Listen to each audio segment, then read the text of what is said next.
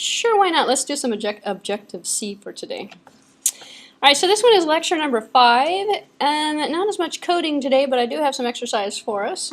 What I want to do is hit a little bit of this for some design patterns and Objective-C programming. The reason why I mention this is because this is an Objective-C course.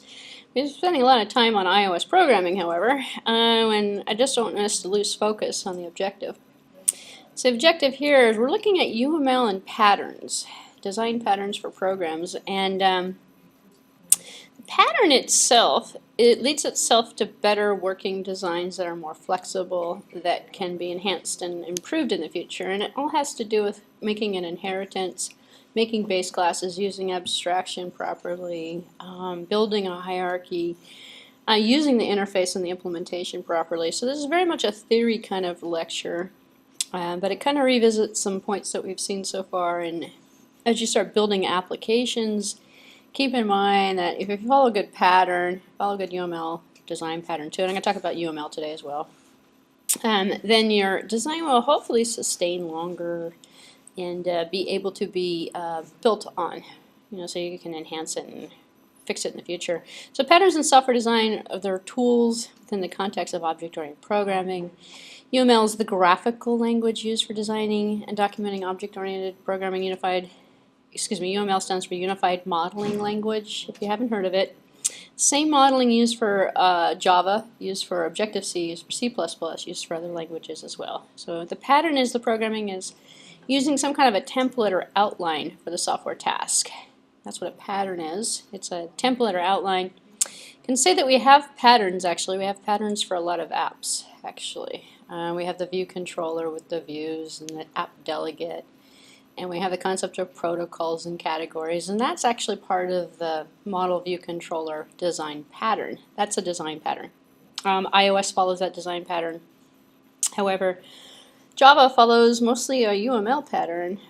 And I don't know, I was teaching a Java class last weekend and I was constantly going back and forth in my head, and I was actually thinking about it, going, well, what's the difference between the design pattern? And I started thinking about it. It's like, now that the iOS is developed to a point where it's pretty stable, Android is actually following that same pattern. So I'm seeing more model view controller emphasis in that. Like when you create a new class, you get a new XML file that goes along with it. Where you never used to get that. In fact, a lot of people used to just put everything all in one file, one class, and then compile it and run it, and it would work. Sometimes multiple classes in one file. Yeah, sometimes multiple classes in one file, and it's really not a good pattern in terms of a good design, because when you go back and look at it, you can't maintain it, you can't fix it. Somebody else looks at it, they have no idea what you're looking at. They have no idea. So, UML is a pseudocode. Pseudocode is a way of representing the program in a linear algebraic manner. Simplifying the design, the elements themselves. We're only going to look at object-oriented class design in UML. There's different ways in software engineering to use UML to create really good software documentation.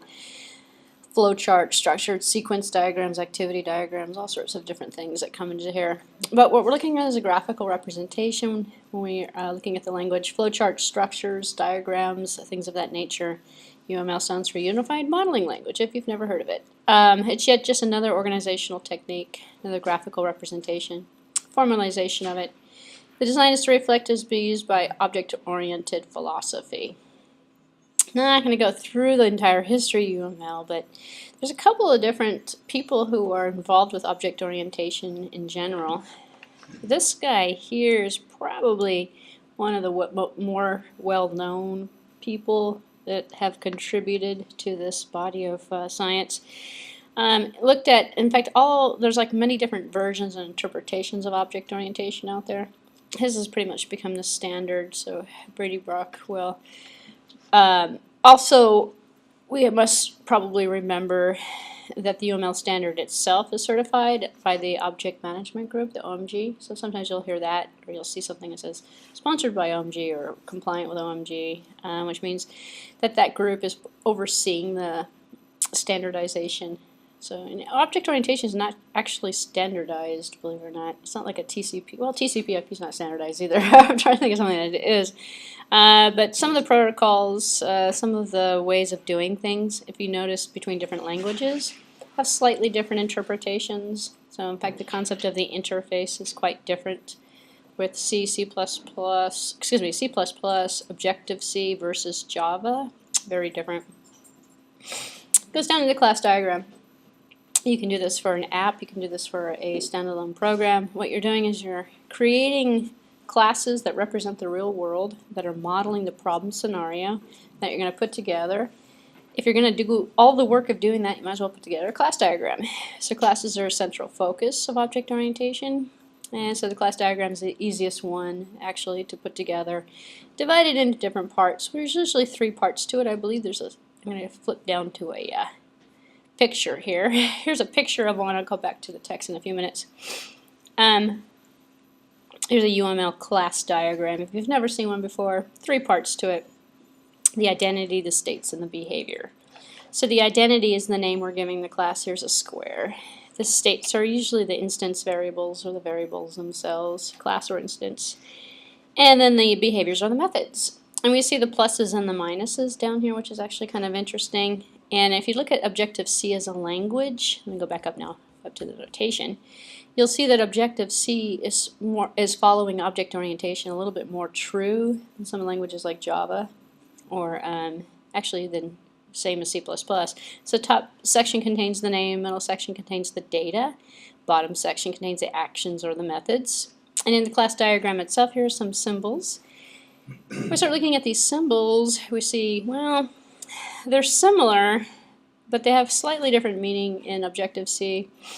When we say that the data is basically the data specification section, we have a piece of data that's being consisting of a name followed by a colon followed by its type, which is very Objective-C-like actually. Each name is preceded by a character that specifies its access type. So the same notation, believe it or not, is used in Objective-C. If we haven't noticed it yet, we have minus for instance variables, we have plus for class variables. But this is actually with a slightly different notation, or slightly different meaning. The minus sign indicates private access, the plus indicates public access, which is kind of interesting.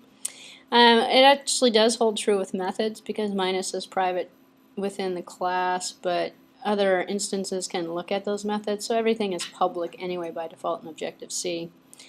The sharp symbol indicates protected classes or protected access, and then the tilde is for package access.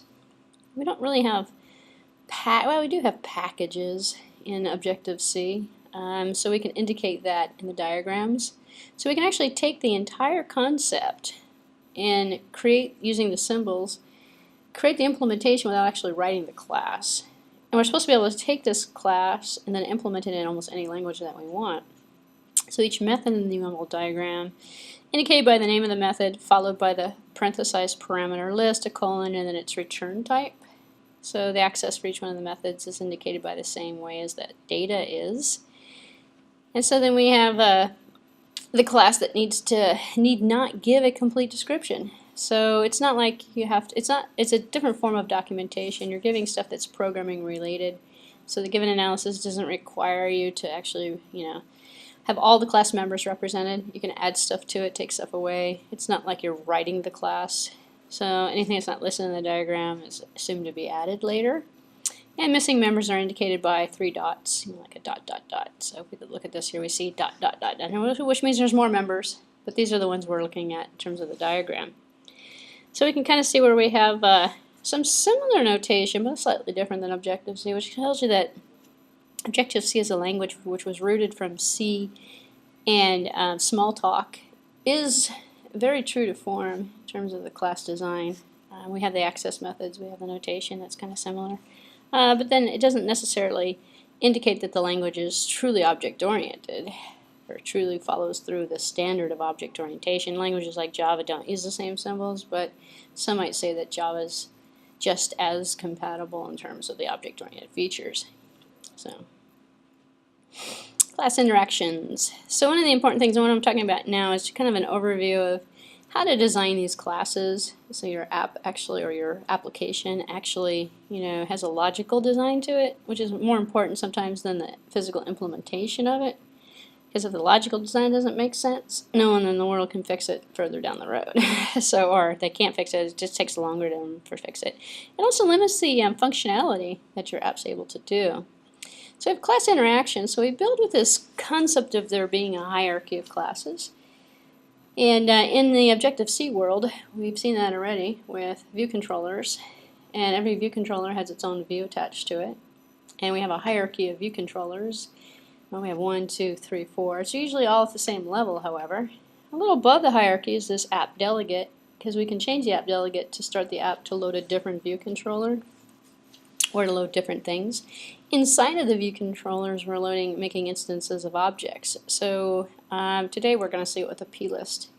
We're going to create this concept of this plist object, and we're going to take in inside of the object, we'll use it to store data, and then we can use the object in this program. We can also use it in another program, into another program. So if you modularize the code out, build a hierarchy, makes the code reusable, makes it extendable. So the class interactions, rather than showing just the interface of the class, the class diagram is primarily designed to show the interactions among the classes as well. So there's various different ways of indicating the information from one class object to another, and all sorts of different arrows that we can put in there. So the notation is for grouping into packages for inheritance and also for other interactions. So it's extendable. You can add things to the language as well. So the inheritance diagrams of the things in UML is probably the most important for your pre-writing of the code kind of design work, is to create those classes and then create the inheritance so you can build it correctly. So the diagram itself shows the relationship between the base classes and the derived classes, normally only as much as the class diagram is shown as needed. Usually not, the whole thing doesn't need to be shown all the way up to object or to NS object. And so note that each derived class can serve as a base class for other derived classes. And you draw them out, and an upward pointing arrow is drawn between indicating the inheritance relation and an upward direction.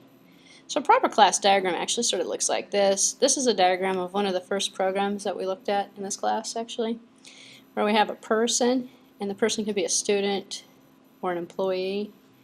And then if it's a student, it could be an undergraduate student or graduate student. And then employee could be a faculty or staff, perhaps. So the arrows go up to show the derived relationship. So most people will end up doing something like this. No, maybe not for this app. But, well, actually you could do it for this app if you've never written this app before. Or for another app, let's say, for example, you're going to have, I don't know, online class or something, or, you know, let's say a project to teach somebody English or something. And you might have quizzes in there, and you might have reading assignments, and you might have exercises and stuff like that, homework or something like that in there. You could build a hierarchy of all these different events so the logical flow is reusable. So if you have like an object here that said like quizzes on it, you can take this object and use it to create multiple choice quizzes or fill in the blank quizzes or something, and different types of quizzes or different types of applications that come from it. And then you have to, if you inherit, then you're basically taking advantage of stuff you've already done. You're reusing components, actually. So the arrows can also help in locating method definitions. So looking at the methods, we don't have any in here, we just have the classes in here. So look at the methods for certain classes. We can examine the class definition first. If it's found, we can look at the connecting arrows in the order and search for associated methods. Like this one's going to send it to this one, this one's going to receive it. So examining the parent class, indicating by the connection arrow and seeing, well, where is the connection? How's the message being sent? If the method is still not found, we can examine the parent's parent and so forth, the connecting arrows, continuing until it's found. Here's some details about the class hierarchy that we can look at. I can say person has a name, and that's a string, and then student has a student number. And if you've been doing the assignments, and it kind of follows through with the inheritance concept of not putting another name in here, but adding integer value for the student number or something. And then get name, set name, those are the setters and the getters. A lot of people don't realize you can actually override those. You can create your own. You don't have to use the built-in property synthesize concept for that. It's just string is pretty common. And save name, create a new name. So from this person, other person. And then down here we have things for, set the student ID, set the name, the new name, set the student, get the student ID, get student number. So we can see how the methods are kind of related. And then if we see something in here that doesn't, that this student can't get or can't set, what we want to do essentially is put all the setters and getters for all of the data members in each side of the classes and only in that class, and then call back to the previous inherited classes to actually perform that necessary setting and getting activity. This is, believe it or not, representing a pattern. This is a design pattern, which is what most people take for granted. It's object orientation. Well, it's a design pattern of inheritance. So the patterns themselves are designs, they're outlines, they apply across a variety of software applications. You use the pattern, you apply it across various different situations. And to be substantial, a pattern must make some assumptions about the domain and the applications to which it applies to. So here's a classic example of a design pattern is the container iterator pattern. We see this with Java. We see this, well, actually, we saw this with Java this weekend with listed adapters. We haven't actually seen that with this class yet, but we're sort of seeing it with the friends. We have a design pattern of a container iterator pattern with our friends thing that we're going to revisit today, part number 3 or 4. Were we doing that in this class or the iOS class? iOS. Yeah, we're doing it in the iOS class, so we'll wait till 6 before we start that one. I did remember that we still have to finish that one. But that friend pattern, if you're in both classes, is kind of an interesting example of the container iterator problem or pattern, where we have a cell and we create the design of the cell and we put the cell inside of a table. We could put the cell inside of a list. We can sort the list, sort the table. So a container is a class or another construct whose objects hold multiple pieces of data. So it's a container. Let's go back to Data Structures 101 actually. So an array is a container. Actually, we'll see one in this class in a few minutes. I'm going to go through an NSArray example actually. Vectors, linked lists are containers. String values, which is what we're going to see today, can be viewed as a container as well. That contains other strings. And any construct that can be used to cycle through other items in the container is going to be, the construct is called an iterator. So we build an iterator to go through each one of the items in the container and sort through it, print it out, do something with it. So array indexes and an iterator for an array as an example might be applied that way. So basically the container iterator pattern describes how an iterator is used on a container. So what we're going to do kind of to demonstrate this is look at an NSArray today, load up an NSArray from input that's coming from the user input, from a text box, put it into a text area, or excuse me, I'm thinking Java right now, put it inside of a TextView and then sort it. And use an iterated kind of approach to go through and look at it. And we'll see how it's implemented in terms of the concept, and it's a design pattern. This is what we saw last weekend if you were in that class, the adapter pattern. The adapter pattern is with the control. So the adapter pattern transforms one class into another different type of class without changing the underlying class, but by merely adding a new interface to it. And so we can see protocols that we can adapt to classes. Where we can get different behavior to occur. So that's an adapter pattern. We see this a lot in iOS, and we see this a lot with Objective-C programming, even for Mac OS X. So for example, one way to create a stack data structure is to start with an array, then add stack interface to it, and then you've adapted it to a stack. So, model view controller pattern. But how do you distinguish inheriting from adapting? Adapting from inheriting? It's a different design pattern. When you inherit, you're building through multiple sequences of implementations to get to a certain point. And you can go back through the steps of those multiple implementations, which is truly the art of inheritance. Adapting takes something and turns it into something else so you can use it like something else. As an example, a list adapter will allow you to take a bunch of data and turn it into a list and control it through a list view or something, which is actually what we can see in the iOS platform as well. But a table view does that, turns it in. We actually inherit from a table view, and it's not really inheriting, it's implementing an interface So what we've done with the friends example, actually in the second class, in the iOS class, is we've taken the concept of the view controller, implemented the interface of the table view controller, added the methods from the interface so that now our controller puts our friend items, and friend is a separate class in itself, loads instances of the friend class inside of the controller, which is a part of the adapter kind of pattern that we're using. It was just any other view controller until we changed it into a table view controller. By implementing, we adapted a regular view controller to a table view controller by using an adapter pattern, which nothing more than implementing an interface. So we did this with protocols.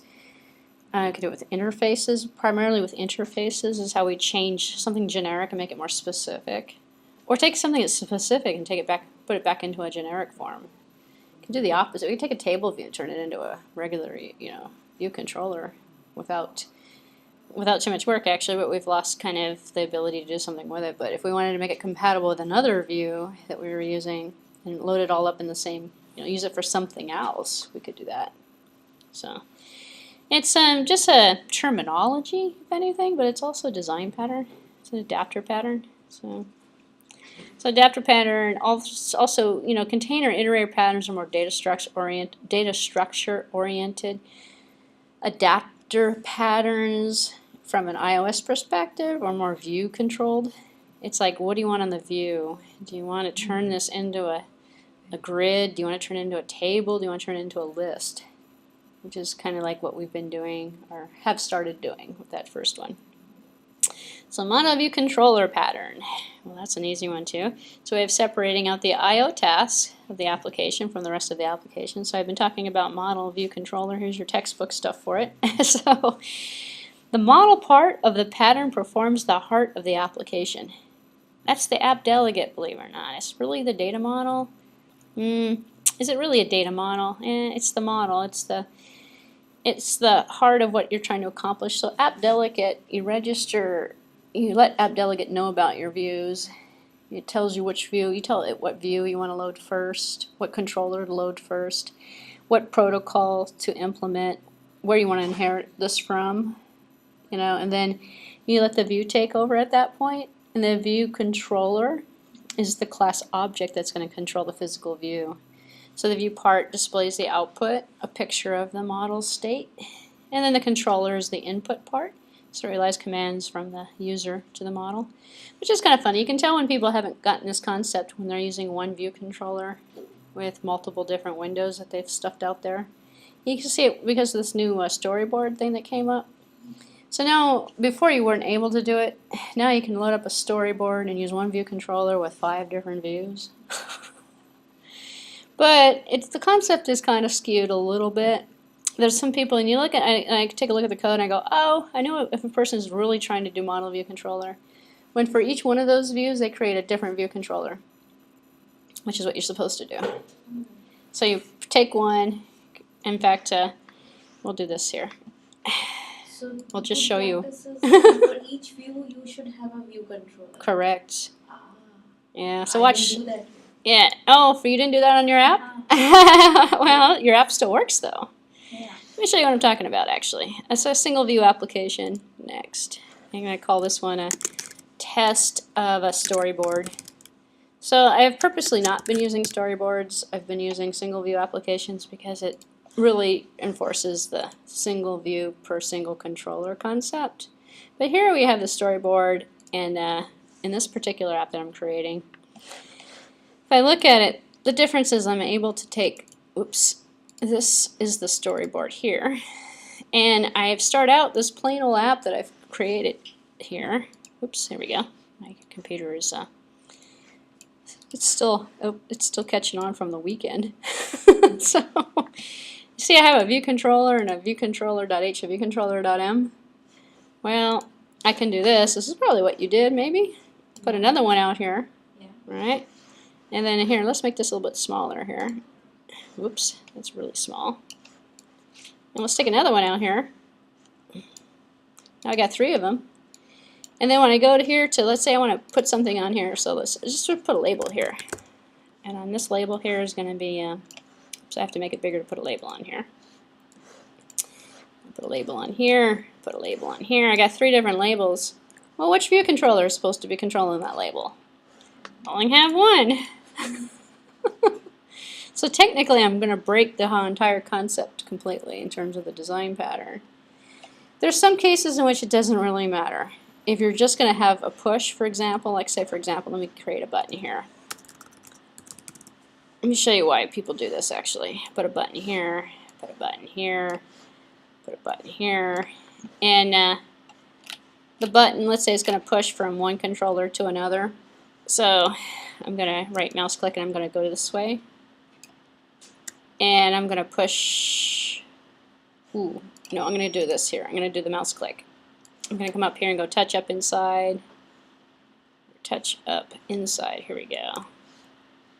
Ooh, I can't do it that way. Hold on, let me push to the controller.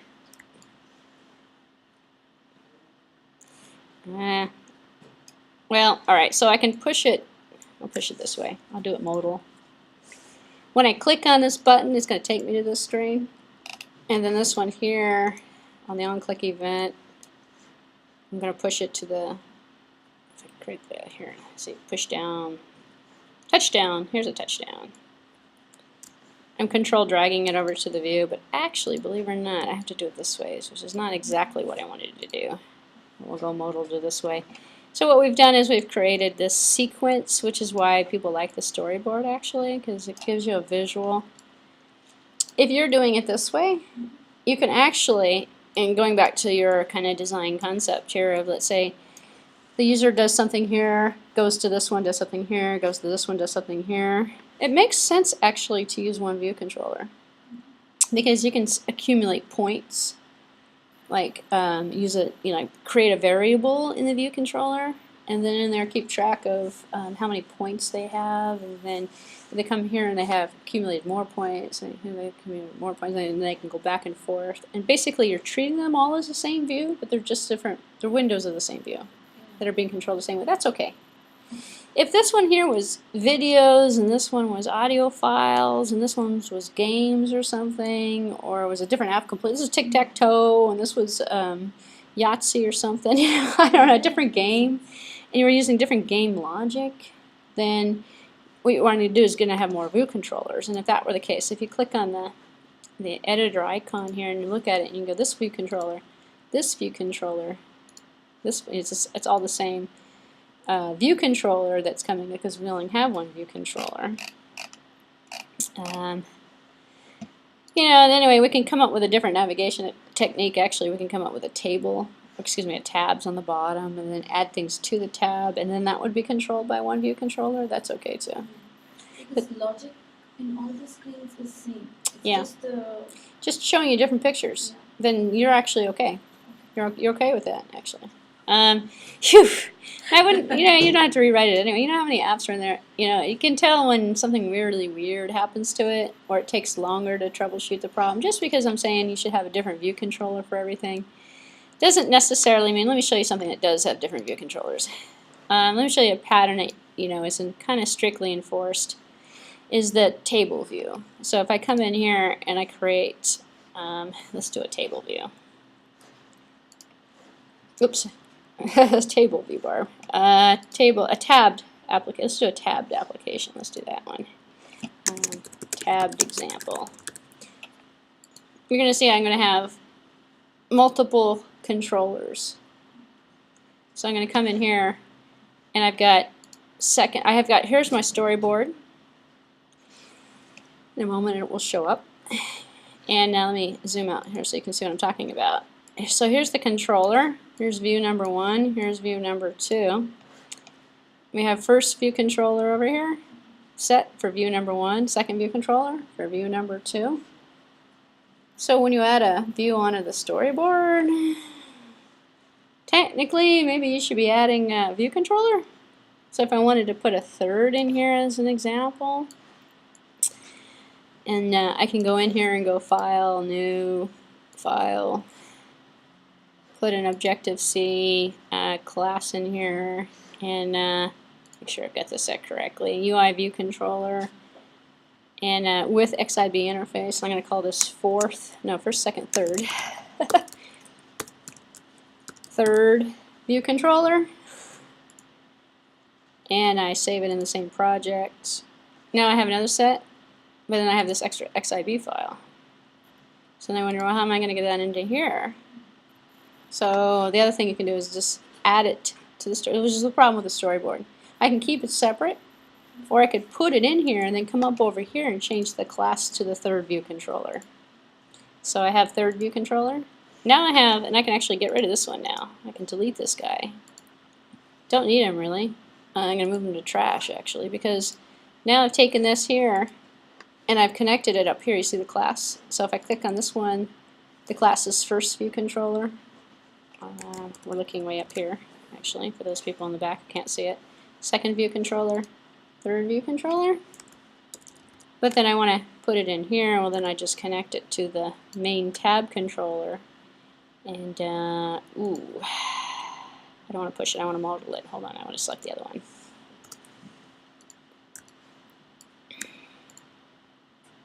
No, actually I want to go the other direction. I want this guy to push this guy. There we go. That's a view controller relationship. I'm trying to get my feet back into iOS after a whole weekend of Android. So I go from the view controller, from the tab bar controller is going to push to the third view controller, so I'm going to add him on as a relationship sequence as a view controller. Now I have 3 of them down here instead of 2. So basically I've added him in here. But if I look at, well, what I'm trying to do is show you the design pattern. If I look over here, I've got a proper design pattern. Because every one of these guys out here, every one of these view controllers is attached to its own set of controllers. So first, second, third. And it's common to see it first, second, third, fourth, fifth. Or you can name it. This is my edit, this is my do something else with it kind of thing. So theoretically, this particular template is designed to make you do that. But as you saw previously, I can put one in here that's not part of my storyboard. And that's okay too, because that particular view could lead to this one. I just tell the app delegate, and if I look at the app delegate as an example here on the implementation, I'm going to see, whoops, it's going to be up here. I'm going to take a look at the .h actually. No, it's not going to tell me. It's going to actually be set to automatically. Let's take a look at the storyboard. It's all controlled by the controller in this particular case because it's not a single view application. If it were single view, I could tell the app delegate which view to load up first. I'm going to tell it, this by default is going to look at the tab view controller, which is in the project. So anyway, if I run it, I can see I can kind of customize what's going on, and each one of them has a different set. So what the purpose of this showing you this is to make different controllers for different views, and then you're following a correct design pattern of the model view controller.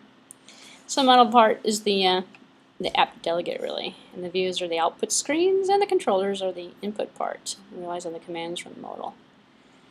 So each of the 3 interacting parts normally relies on an object with the responsibility of its own.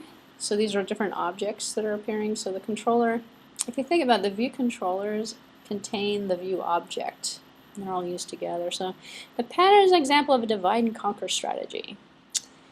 One big task is divided out into 3 small tasks and well-defined responsibilities, technically. So as an example, the model might be a container class, such as an array. The view might be displayed as one element of the array at a time. The controller would be given the commands to display the elements at a specific index. And the model would notify the view to display a new element whenever the array itself contains a different index location. So application can be made up to fit the model view controller. It's particularly well suited for GUIs, which is, graphical user interfaces, projects like that. The view can then be visualized as a state of a model. So, which is kind of interesting. If you're not using a GUI application, it's really hard to do a model view controller design pattern with it. You're going to use a different design pattern that's going to be associated with that. So here's a pattern here where we have the model, data 1, data 2, data 3. So the model is kind of, I'm sort of calling this sort of the app delegate kind of thing, but it's really the data storage. It's loosely interpreted in the iOS platform. And then we have the view, and then we have the controller. Controller manipulates through actions the view. which is why the arrows are going this way. So it notifies the view to update something. So the controller would say, hey, set the label to equal what this is equal to, or put the score out on the screen, or if the user presses the next button, switch to the next screen, or something. So it's responding to events, but also it's controlling the behavior. It's controlling it through the model, which is our app delegate actually. Not really going to change the model. Once we come up with the design pattern, as an example, that tabbed application, I looked at the app delegate and it was pretty empty actually. Nothing in there. Because the pattern of that design is already pre-configured to use the tab view, the tabbed application design pattern. So it's hard to set in the tab application that it knows about. The tab application is going to come up first. The tab controller is going to come up first, tab bar controller. And then the tab bar controller is going to be the navigation device. So the navigator is what's controlling the views, as well as the controllers. Alright, so at this point, we're going to stop on this one for the lecture part. So now what we're going to do is a really interesting one called NSArray. To kind of see how we're going to look at string objects and arrays and do a sorting pattern on it and an iteration pattern. Well, not really an iteration pattern, but I'll show you how you can actually kind of do this. This actually puts together kind of a makeshift shopping list, actually, or a list of components. It is downloadable from, oops, I don't know if I can find my website again.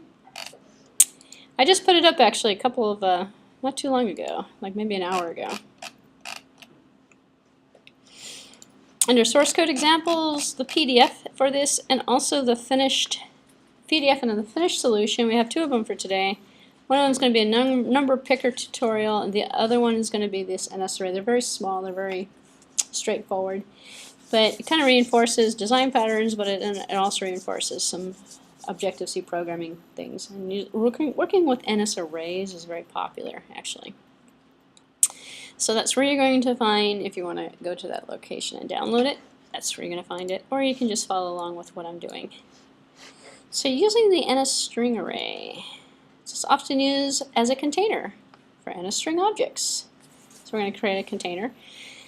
Make one as the most useful for classes for the entire, is probably going to be one of the most useful data types and class object types. It's actually an object because it's NS. String is a data type. NS is an object type, so NSstring is going to be a mutable, actually changeable array. We're going to see this. So in addition to providing the index storage, we're also going to sort the objects. So we'll see an iterator or sorter on that. And it's all going to be done programmatically.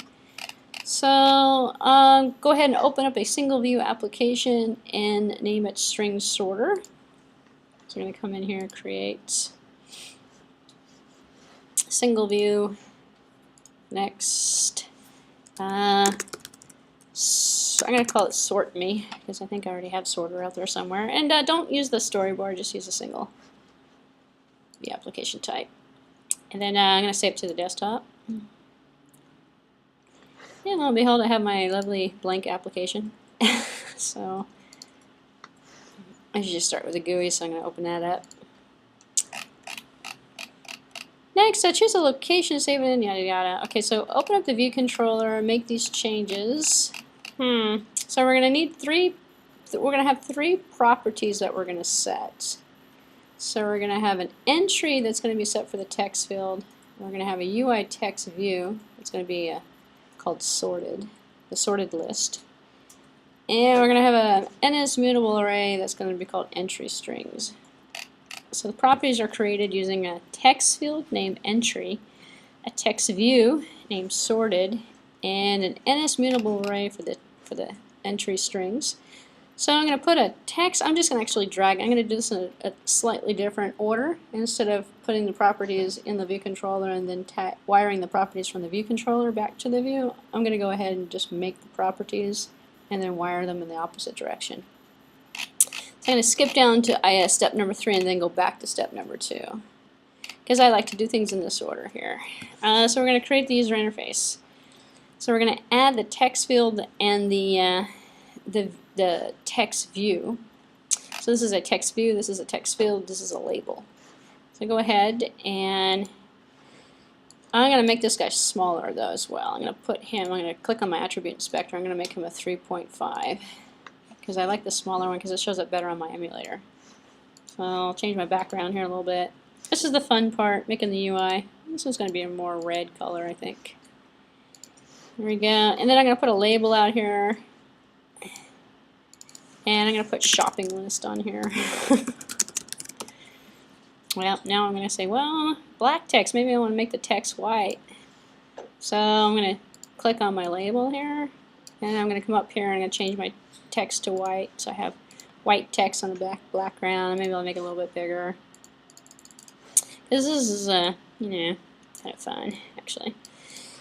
And then put a label up here that's going to put entry, or item. Whoops, what happened? Undelete. Hello. Undelete the label. Where's my view? Okay, there we go. Somehow I deleted everything. I'm going to call this item. I'm going to deviate a little bit from the instructions. Change the background color. Change it to a kind of a white color. There we go. Make it a little bit bigger so I can see it. Going blind, obviously. So I'm going to put a text field in here. The text field is going to have a natural white background to it. So text. So I can change the characteristics of that as well if I wanted to, or I can just leave it alone.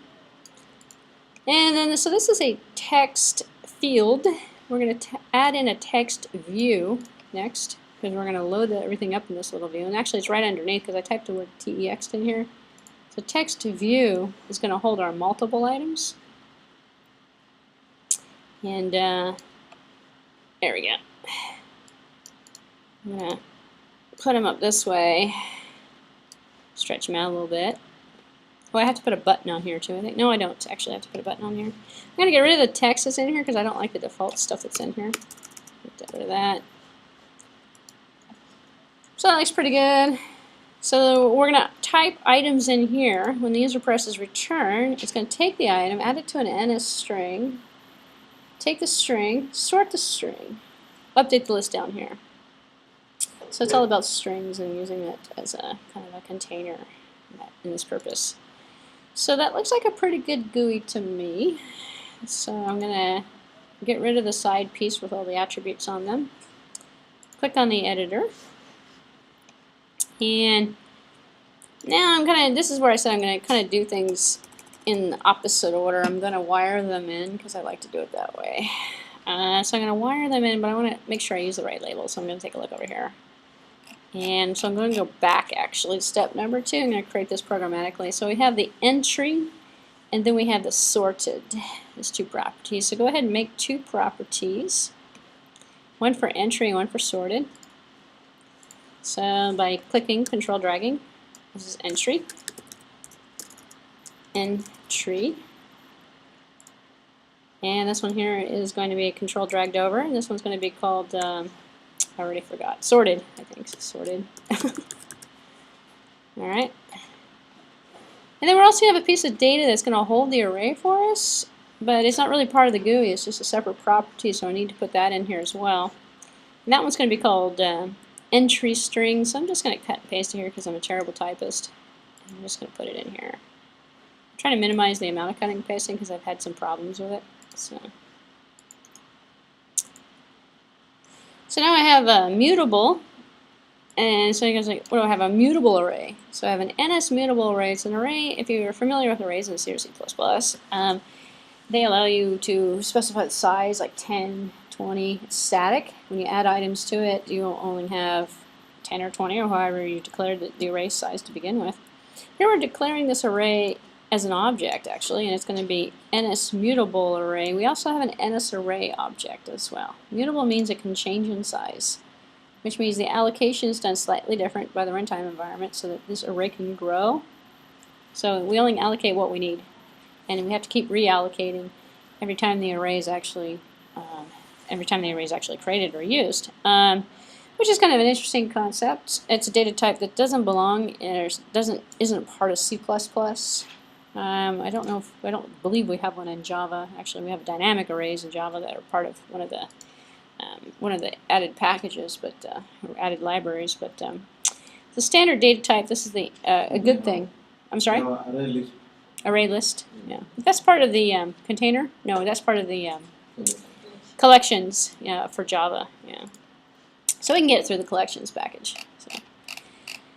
Okay, so we have these three properties that are created, and then we have the text field as name entry, and the text field is supported. So now we have this here, and we've created the user interface. We're going to just set the return property in the attribute inspector to done, and we want to wire this to something.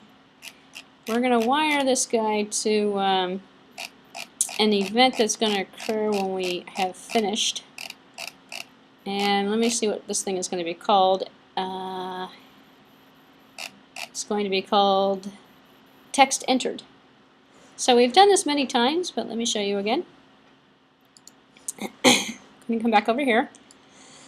I'm going to create an IB action now. I've created a property for the two most important items. So now I'm going to right click on this particular box here, the text edit.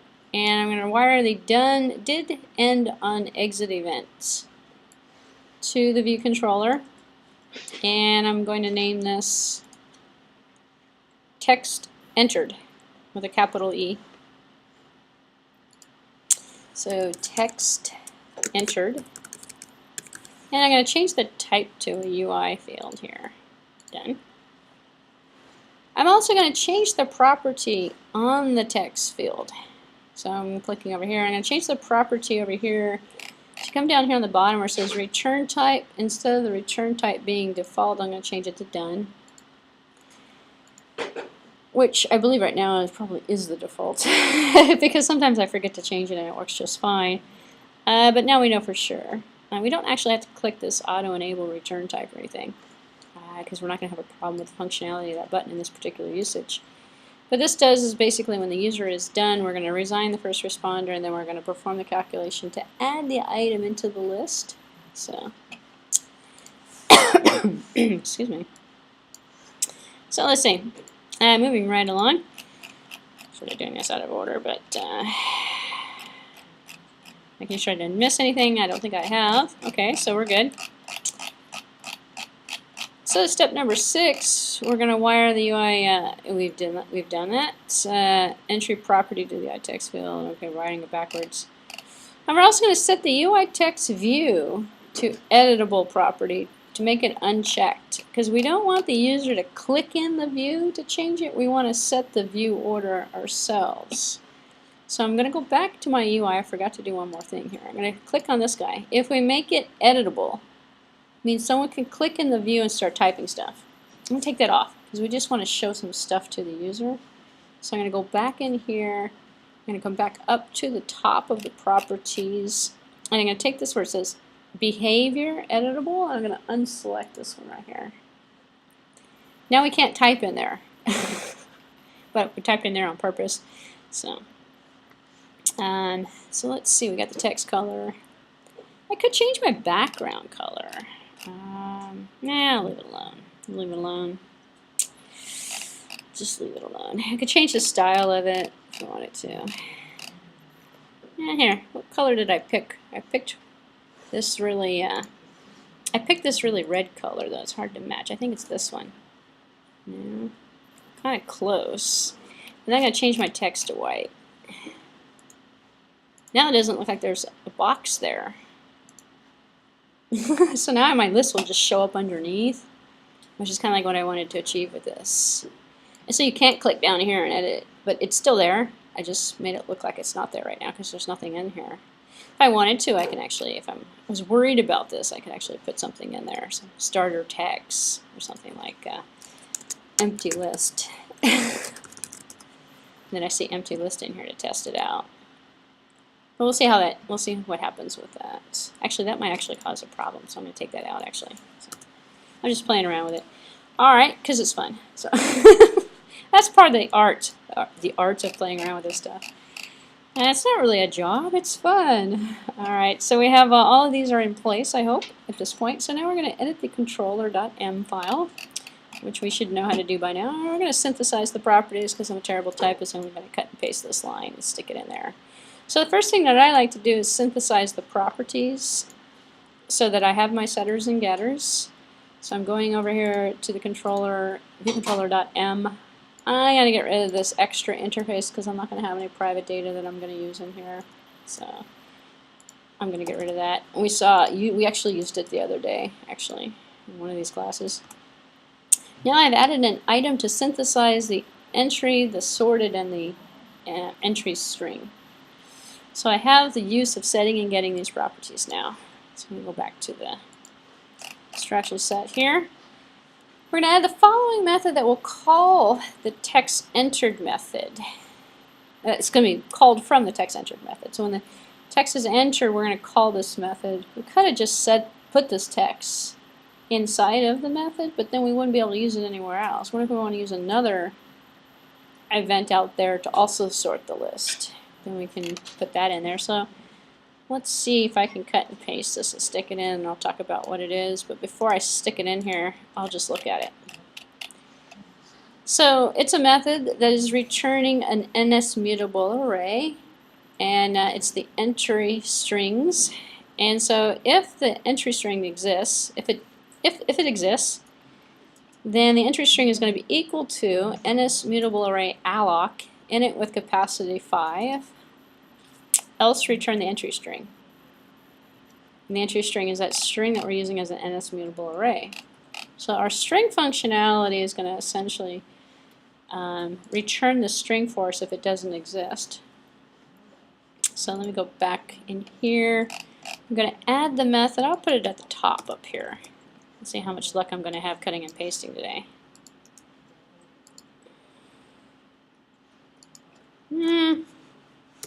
Have a special character in there. There we go. Not too bad. Not too bad. So let's see. This is the getting of the entry string. So it returns the entry string. This is actually overriding the property of return entry string. So as I mentioned before, we can override the property synthesize so that we can create our own setters and getters. That's what we're doing here. We're creating our own getter, and our getter is going to return this string that we've got created. It's going to return an empty one of 5 components, essentially. So let's see. Let's go back to the code, see what we're looking at next. So we're going to add the following implementation for the button that we're going to enter the text in, and when we press return, it's going to do something. Well, one of the things it's going to do is respond. I'll just look at it here because it's nicely and neatly formatted here. It's going to resign the first responder. We should look at that. We've used it about a dozen times already. That should be familiar. Otherwise, it's going to say self.entryString add objects. Add objects is going to be self.entryText. Well, self is this text field, the edit text field that was called. So self is the calling item. Self.entryStrings is the item behavior that's associated with the controller. So the controller strings, where we have this entry strings variable defined. Add object, which is a built-in methods we get on NSArray. So NSArrays already has an add object. It's going to add the text from the entry button, or entry field, from self.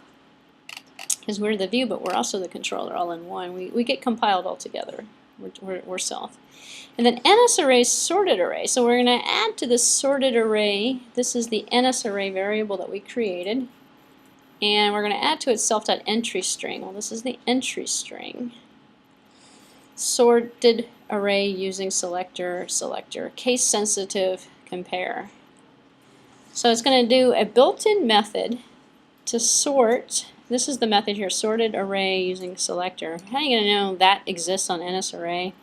You're going to end up having to get one of those reference books eventually, or go on the internet and find out what methods are part of the NSArray object. What methods can I run on that? Well, one of them is to add objects, remove objects, sort objects. And here we have sort array using a selector. What selector are we going to use?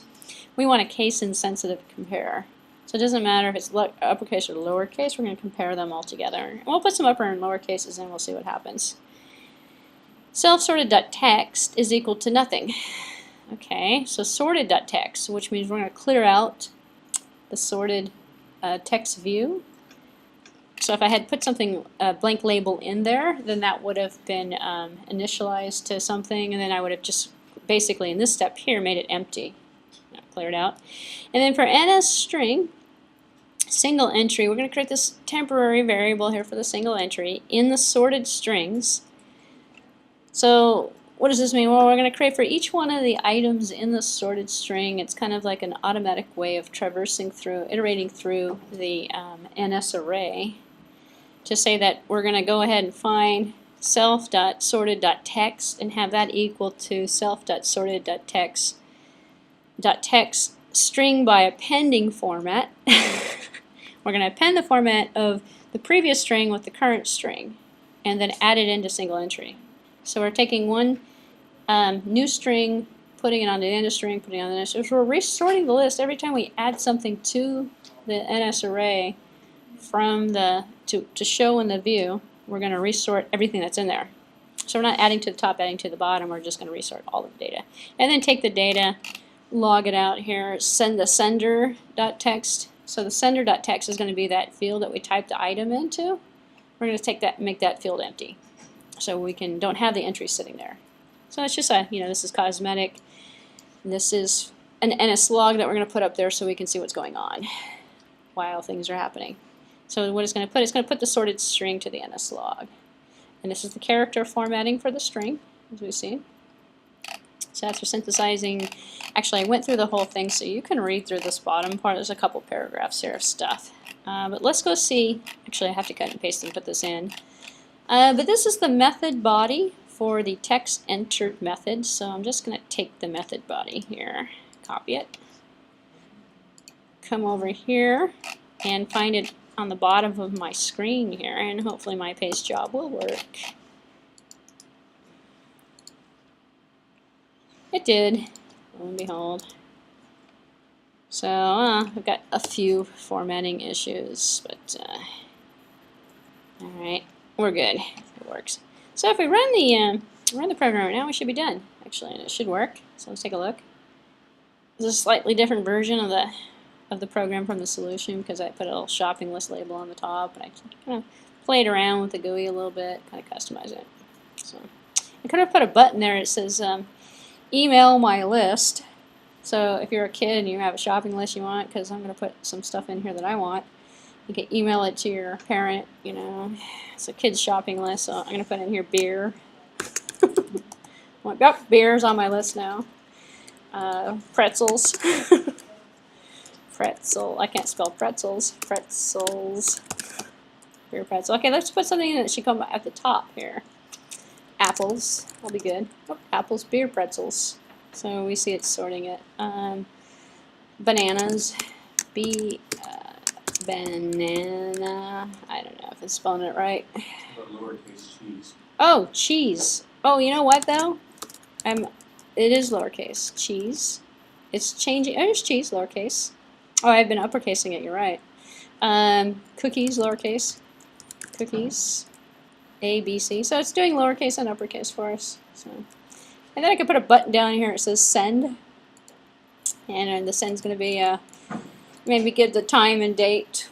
We're going to see that next, actually. We can put a time and a date stamp on it, and it sends an email message to somebody. It says, hey, here's the items that I really want for this week.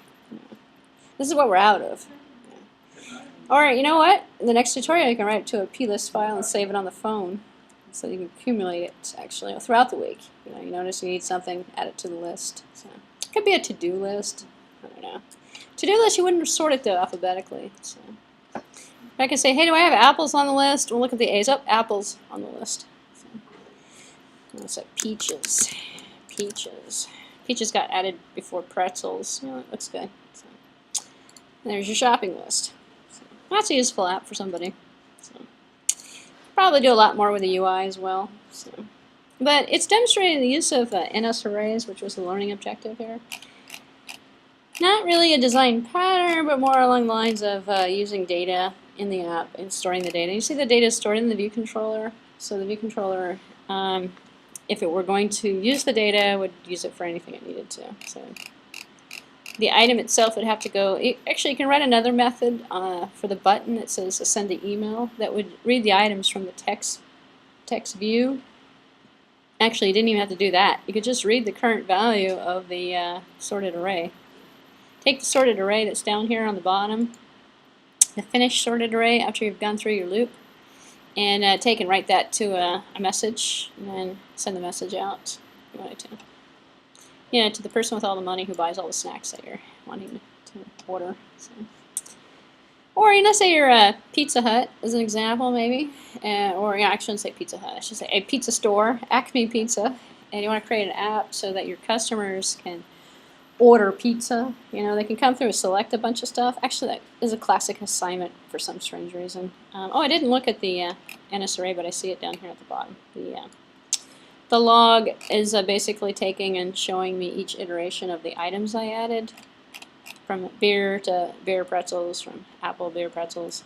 So I could order a large pizza with pepperoni and mushrooms, and you know, and actually just have things that the user clicks on that adds it to the list. Then take the list and email it to or uploads it to a server, sends it to the pizza company along, you know, with the date and time that the list was created, the customer's address and stuff. Send all that information, and then the person can send you a reply back and say, hey, I received your order, your pizza will be delivered in 20 minutes. Believe it or not, there's actually some apps on the market that do that. So it's not a bad design, actually, and not my original design, but it's not a bad design, actually, when you think about it. Great way. In fact, what they're doing is they're just using email for it, and then you check your email, and hey, I got a confirmation. Your pizza's going to be back in 10 minutes. We're going to deliver it for you. Isn't that what you do when you call them up on the phone anyway? You just say, hey, this is my address, this is what I want. So they take emails. So, you know, companies like Subway should do that, I think. I think they do. They do faxes. You fax the order in. Why do you need to fax the order in? So you have to go to a fax machine. Who's got a fax machine these days? So write an app to do it instead. All right, there's your shopping list. We have time for one more. And so I've actually kind of picked some lightweight ones today that are interesting. So the next one is, I didn't put it out here. Either that, or it's a number picker. I put it down here. Let's do the number picker. This one can actually be done for this class or the next one, but let's do it for this class. I believe it is in this list here. Number picker tutorial is in my list for this class, so I'll do it for over here, although I stuck it in the order for the other class, but it doesn't matter. So here's another interesting app. We'll take a look to see what it does, actually. I think the last bit shows the screenshots here. So the particular, sometimes referred to as a lottery, sometimes referred to as guessing numbers, sometimes referred to as using data. What we're going to do here is it's another kind of data-intense app, which is why I stuck it over in this category, because it shows you how to use variables to basically perform logic. If you haven't noticed, the apps I'm doing for this class are more programming related. The ones for the other class are more GUI, using the tools. So again, we're going to use very common tools we've seen before: picker components and guessing system. So it's a common lottery picker, number picker. So you can use it for picking information, taking the information, doing something with the information. If you had like an alarm clock or something. Actually, you can easily create a nice alarm clock for yourself. I don't know who would trust their own alarm clock, but I don't know if I would trust it. But you know, you start the app when you go to bed, and then it wakes you up in the middle of the night because you set it for Eastern time instead of California time or something, or I don't know, something happens with it. But in this tutorial, we're going to use a UI picker control. Same one we used for the digital clock. Can't remember if we've done that one yet. I think we have. It implements a single lottery kind of application. So we're going to pick numbers and see if we won. So the user will choose two digital numbers using the picker control, and then press a button to see if that matches. So again, it uses data to kind of compare. And we're going to use a random number generator. So you can do this with dice, actually. I have a dice tutorial, and I was looking for it earlier and I couldn't find it, but it's very similar to this one. You have two dice. You roll the dice. How do you roll the dice? You push a button. It says roll the dice. And the dice, you can animate it if you want. Just show different dice pictures. And all of a sudden, a 1 and a 2 show up. Well, that's what you're doing here, actually. But you're randomly selecting it yourself, which numbers you want. So a lot of dice games can do the same logic. And then on the, what'd you get? You know, you can play a craps game if you want. You can build your own craps game, your own dice game in general. So craps works with 2 dice, which is why I mentioned that. So, you know, you can easily do your own roulette game, actually. I haven't seen it yet, but you can put together your own little wheel, and then you click on it, and the wheel goes around. Easy animation to do, actually. It stops. What is that? Just like a clicker, just stops on something, and then you, hey, what is that? You won, you lost, kind of thing. So, Wheel of Fortune. Actually, did we do Hangman in here? Hangman's pretty easy too. So, we did puzzles last time. Did we do crossword puzzle? I think, did we do a crossword puzzle in here? I have a crossword puzzle and I have a Hangman game we're going to get to eventually. So it's in the list. Probably, I think it's because it uses different stuff. So those are easy games to put together, by the way. So after you've done a couple, I mean, it's pretty easy. It's just the logic. Figuring out, well, how are you going to represent the game with the controls and the user? Well, okay, so let's go back to this one. This was a number picker. So we're going to start a new Xcode application here. I think I closed the other one down. I think I did. And I'm going to call this one the lottery, or lottery. So single view application, lottery. That sounds pretty good to me. And we'll take a look at how the Objective-C code works on this one.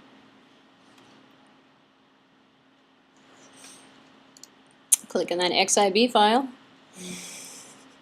So if you always start in the same spot, then I always remember, I was like to do the GUI first. Oh, this tutorial is going to do it in the opposite order, though.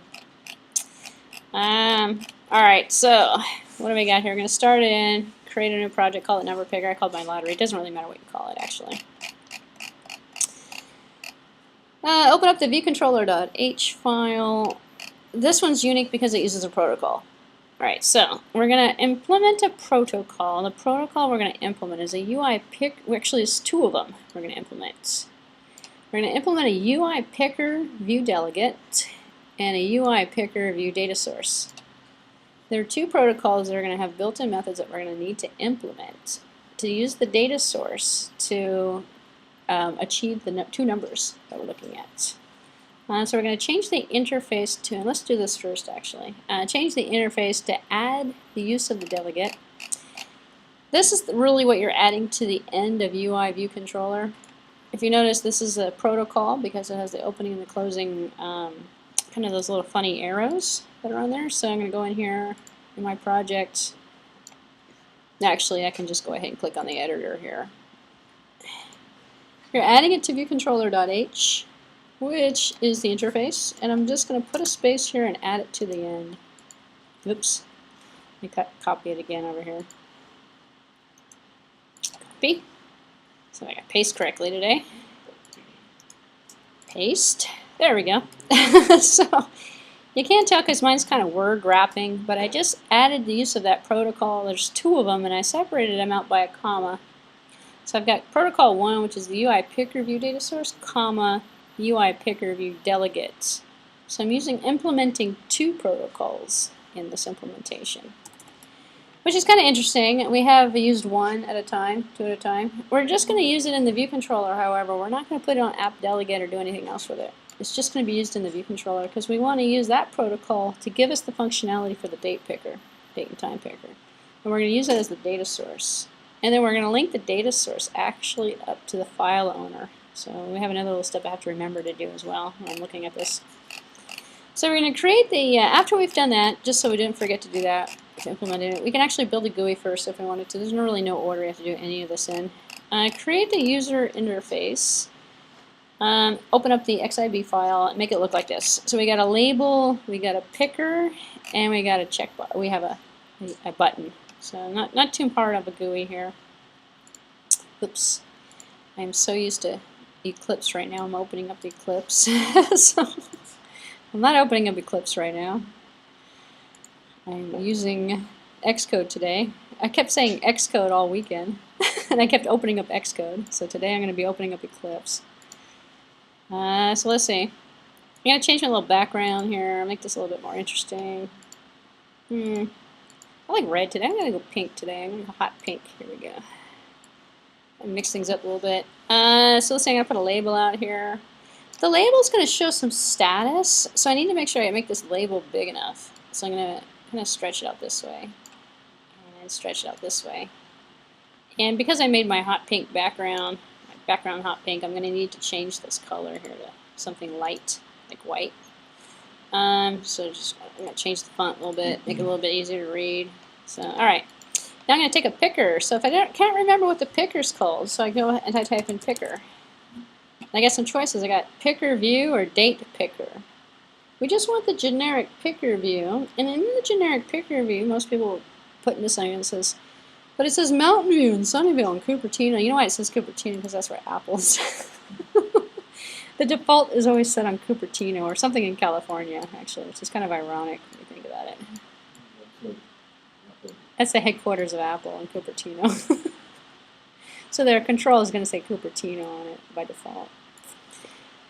But do I really want Cupertino, Sunnyvale, Santa Clara? Or do I really want to? No, but it's a generic picker view. The picker view, we're going to tell it to put 2 numbers on there instead. We can actually have 3 numbers on there if we want, or 4 numbers, 5 numbers.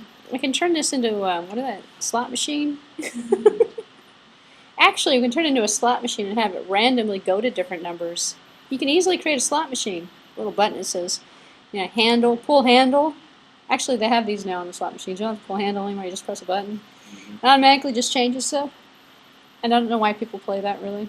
It's just like your program. It's going to randomly select some numbers for you. Do you really have any hope in winning with that? Some people do. They have little techniques. You know, they press it twice fast. They press it. It's all doing the same thing, isn't it? So hopefully I haven't insulted anybody who's a serious gambler. And I'm going to put a button here. Hopefully we don't have any serious gamblers in the class.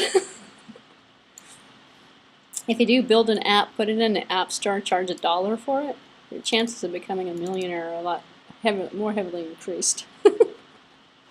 Or make it free and your chances of becoming a millionaire are check your number. So that's the thing it's going to say here. So I'm going to put in here, check your number.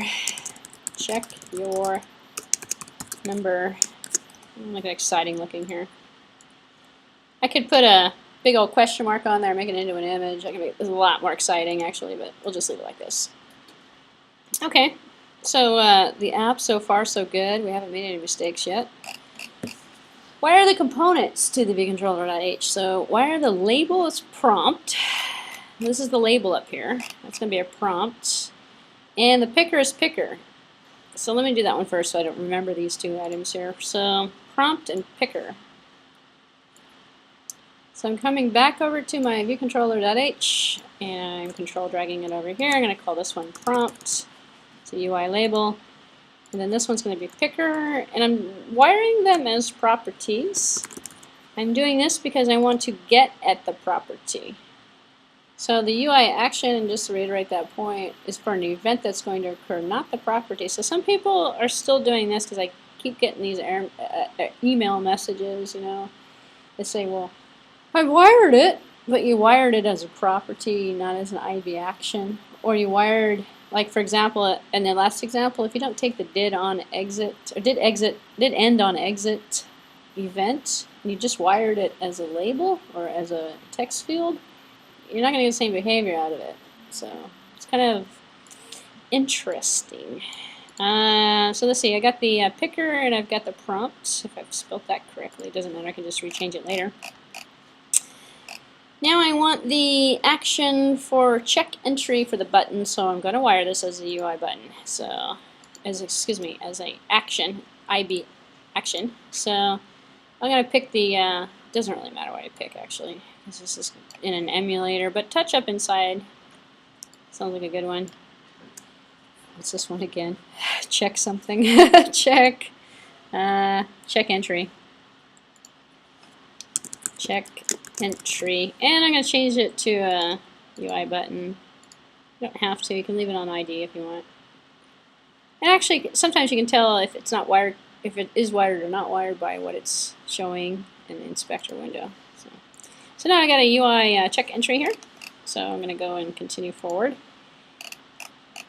And so as you see now we've added the particular items above. You can read through it on your own. The protocols for the view controller class have also been adapted by two protocols. These are the protocols we added at the beginning, but we haven't implemented the method yet. The method implementations end up in the .m file.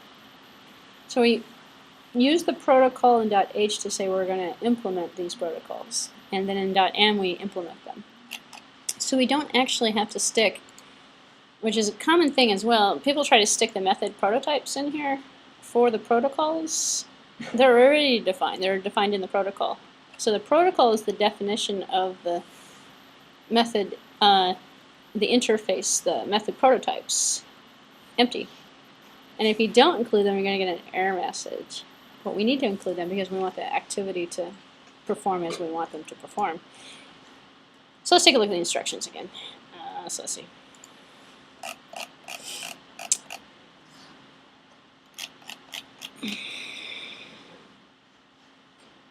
Good. So we need to tell file owner, which is view controller, we need to tell them that this object, this picker object, belongs to it as a delegate and also as a data source. If you fail to do this part, your app loads up and then it crashes on you because it doesn't know, from the protocols that you've implemented, it doesn't know what the picker, who the picker is. So there's an interesting thing you need to do here, and if you look at this over here, if you look at the interface a little bit, you see these buttons over here. You go here, file owner, first responder, the view. And if you open this up, you sort of see the different properties, who owns what are placeholders are put into. If you take this guy here, we have wired him as a property, but we need to make sure the data source and the delegate is associated with the view controller, which is going to be the file owner. So if I click on it, the file owner is this guy, is the view controller that owns this particular view. So on the top where it says data source, I'm just going to drag it this way onto file owner, and it will populate file owner. And I'm going to do the same thing for the delegate. Common thing that's left out actually, because then when you start writing to it, who knows who can write to it. So if you make the delegate the view controller, then the view controller is responsible for writing to or looking at the picker. So then usually someone will think, well, what does delegate mean? It's like app delegate. It's the data, going back to Monoview controller, it's the app delegate is the traffic guard, the main brains of the operation for configuring the app and for telling it what view controller can be used and what view controller is going to come up first and how we're going to do this. So going back to Monoview controller, our hierarchy of components here is giving this guy underneath this guy, making this guy the delegate. Until you make him a delegate of something, this guy is standalone. He's free to do anything you want. You can treat it like a property, and we did this with the date example. So we had one that did an alarm clock, I believe, or something, a stopwatch or something. It's a date and time with a date picker. Different picker than this one, but same concept. We didn't actually give it delegate responsibility to anything. We just used it as a property, set the property, got whatever was selected. So now we're going to control this guy because we want to change this into numbers, 2 numbers actually, instead of cities. Or actually nothing is going to come up if we don't put anything on it because this is just artificial. If you run the app right now, actually, it might be interesting to do that actually. If you run the app right now, it's going to come up with an error message, I think, because we haven't implemented those protocols. Nope, just three warnings. They're going to tell me to implement those protocols. It should come up blank, as I'm suspecting that the picker should be blank. Or it's going to crash. We got the crash option. Because we don't know, it doesn't know what to do. It has no idea what to do. So I'm going to stop it right now. And I'm not going to worry about it because I think it's going to work eventually. So we set the file owner to both of those 2 properties. So now we can control it through the view controller. So I'm going to flip over to the M and we're going to have to implement, it's going to be incomplete implementation, I know that. It's incomplete because we haven't done the protocol yet. We haven't implemented any of the methods either, but Alright, so we set both of them. Picker references file owner. Let me just make sure I have the... I think that is set by default, but let me just verify this here. Yep, it is set by default. The only two you really have to set are the two up here, the data source and the delegate. We have to change the data source to populate it with something though. So let me go back to the pre-written code. Oh, we didn't synthesize anything either, so which is another problem. So we now need to write the implementation. So we have to synthesize the two properties. So synthesize two properties here, property prompt and picker. So I'm going back to the .m. I'm going to get rid of this up here because I'm not going to use that. I'm going to come over here. I'm going to synthesize those two properties. Prompt and picker. And then I'm going to come back over to my instructions and see what's next. Implement the required protocol methods. Well, there's 3 of them, I believe, or 2 of them. There's 3 of them. 1, 2, 3. What are they? The number of components in the picker view, 2. Which means we're going to have a, think of this like a, well, you can probably build your slot machine quite easily after this example. So mostly they have 3, 5. Also set this to something bigger. Picker view, number of rows in the columns. So rows, where do they go? Well, number 1 through 10. So each one of the 2 columns is going to have 10 rows because we want to go 1 through 10. Because you're going to pick a number between 1 to 10 and pick a number between 1 to 10, 1 through 10. And then this is going to be a combination, like the dice actually. So if this were a dice game, you go 6. If you only had like apples, cherries, bananas, and monkeys, that would be 4. So you're picking the number of items you're going to stick in each row. Picker view. The picker view is going to be a title for the view, the row for the component, the components themselves. Well, we're going to return the NSstring with format row. So we're not actually looking at what's in it. We're taking row 1 through 10 and row 1 through 10. What row did you stop on? We're going to populate it with numbers, but we could put cherries and bananas and apples and oranges and stuff in there, monkeys or whatever you want to put in there. We're going to put numbers, but we're actually taking the index of where we stopped. So if we go number 1, number 2, number 3, we're going to get the index value, which is what you're going to do if you build a slot machine anyway.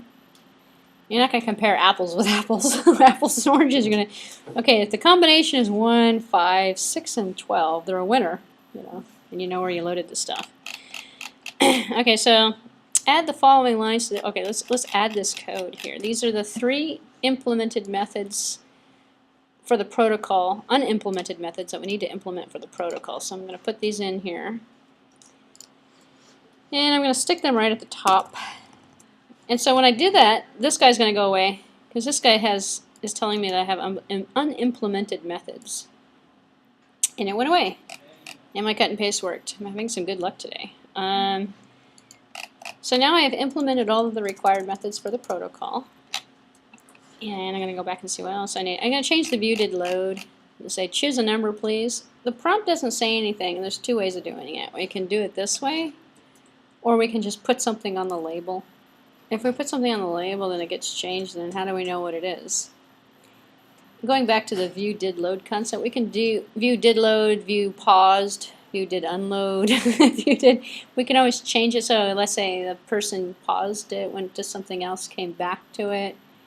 More flexible to change the label programmatically given the state of the application than it is to kind of rely on a static thing that you set initially. So I'm just going to add this line of code to the view did load method. That's going to be right here underneath it. So I'll get rid of this little comment here. This method, this call, method call, is going to say self.prompt, this is prompt.text. We know how to do this from Hello World, from the first app we wrote. So this is no-brainer. Actually, everything in here is really a no-brainer. We've done everything in here. Now we're going to implement the IB action for the button behavior. And because this is nice and neatly formatted, I can read it from here. We have some temporary variables we're going to keep. Is it a winner? 1, what's the chosen number? And We have the 10s and the 1s. If you think about it, we're choosing two numbers, so we're going to have 25, we're going to have 10, we have 11, 12. So there's going to be combinations of the two numbers.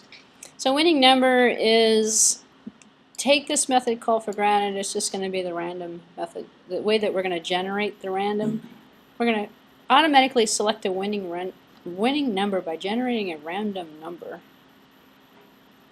And then the number is going to be used to check to see the chosen number, see if it matches.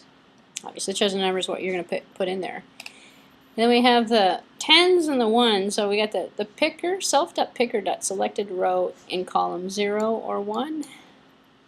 It's going to give us our combination, because we're picking two numbers separately, and it's going to equal one number together. So chosen is equal to 10 plus 1s, times 10 here for the 10s. So if we picked 1 and 0, it's 10. So we get our two numbers together as the chosen number. If it equals the winner number, you won! Woohoo! And you put this prompt over here. If it doesn't equal, sorry, the winning number is this. And show the winning number. Probably the easiest way of actually designing a slot machine. And so they wonder, well, what are they doing over there in Vegas? Well, they're got some calculation that's randomly picking a number. So this arc4, I can't remember. You have to Google that. Google that random number. I can't remember off the top of my head, but and I don't remember what this calculation is, but I believe it's bringing this down to 2 digits between combination of between 1 and 99. But this is going to tell you what it's doing actually. So it's picking one number, by the way, so between 0 and, can I have 0? I don't know. There's no way of us picking 0 unless we go 0, 0, then we get 0. So I Google that method call. This is a method call, by the way. Google the method call. It's a class method that's built in automatically, which is why we didn't have to import anything or include anything. So it's similar to rand, but rand we give it a seed and a number.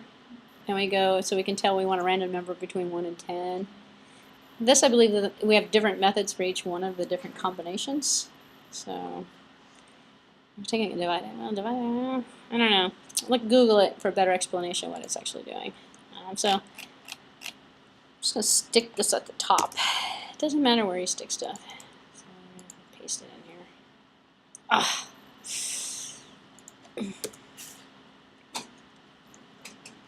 You know what? It doesn't matter. I have to put it in the right method. Hello.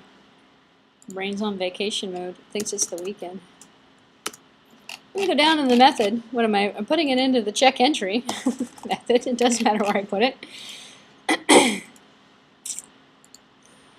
My failure to actually have a weekend is getting in my way here. Okay, there we go. If I paste it into the right method call, then when we click on the button, the method will actually be executed correctly. So now the program should actually work. I believe we are all done with it. You can read through, maybe it does tell us about the, I can't remember.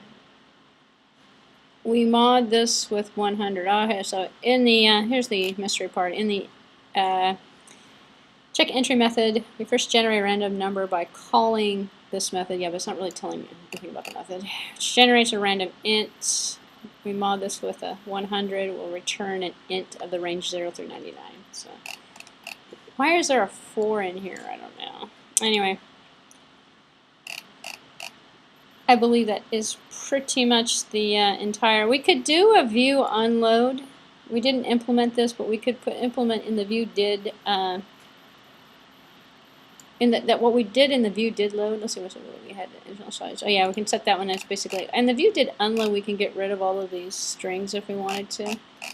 We haven't done very much with the view did unload in this class. We've been essentially creating garbage and then just leaving it.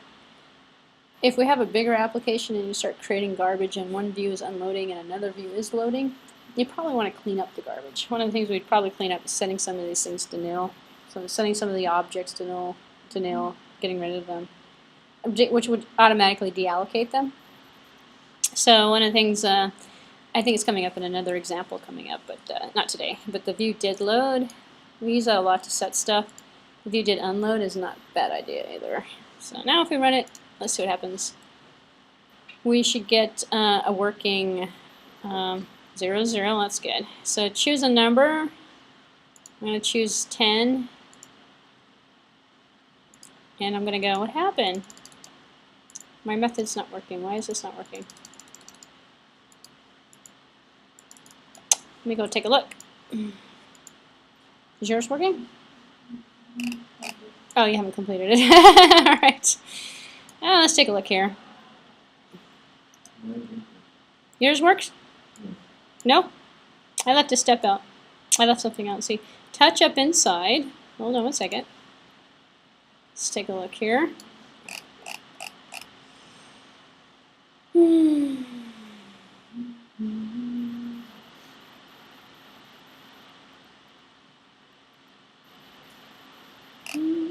Am I calling it the right thing? My label is supposed to be updating. I can't tell anything because of the label. So, prompt.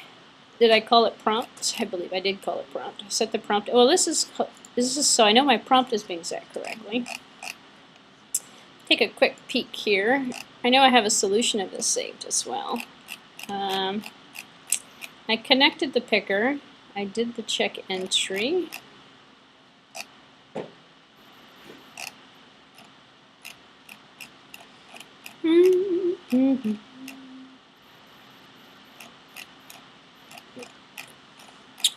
Interesting. Did I put in let's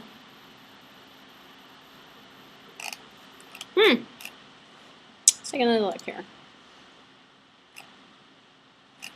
No warning messages either. So what I'm going to do is leave this one up. I'm going to open, oh, I have Eclipse open. That's lovely. I'm going to open up the solution that I just actually put together. I believe I tried that out this morning, so it's pretty fresh. Let's see.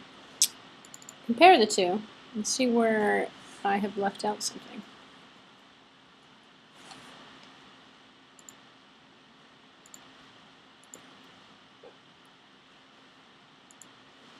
I'm pretty sure. Oops. Come on. Oh, we're still loading. Okay, good.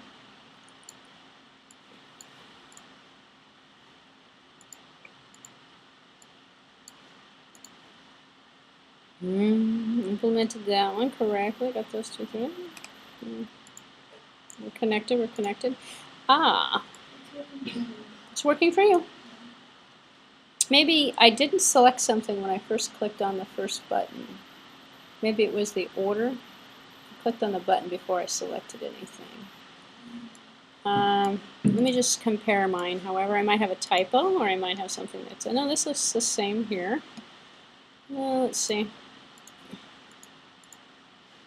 Just take a quick run through here. I believe this should also be done correctly.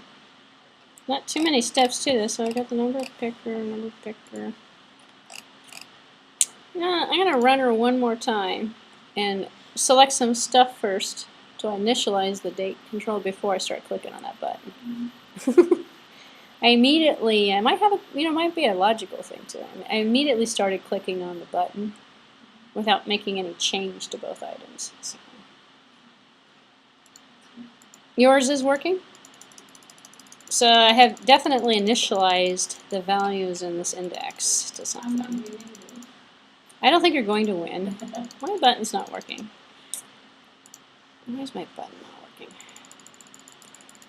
Check the... My controller is working.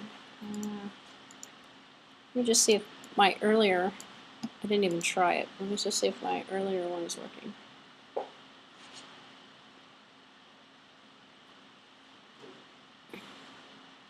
There's definitely... Yours is working, though. Interesting. Why is mine not working? Maybe because mine failed. Something's not wired. Yeah, maybe I'm going to check my button wiring. It could be the wiring of the button. You're correct. So this one's working. It has the same code in it. Now let me go check my button wiring. Actually, it's so let me close this project here. Come up over here, and let's see. Pick up a an item here. It says check entry. I want to. You won? Oh, congratulations. Disconnect here. Although I did run it and I got that fatal error, I might have to clean the memory. It might be from when I tried it earlier.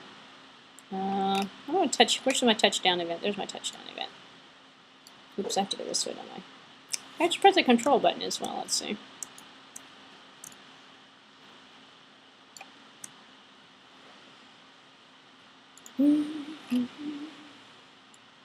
Mine should be working. Let's take a look here. Let's change the label. Here, I know. Here's another troubleshooting thing I can do. Let's just see this real quick. Put a label down here.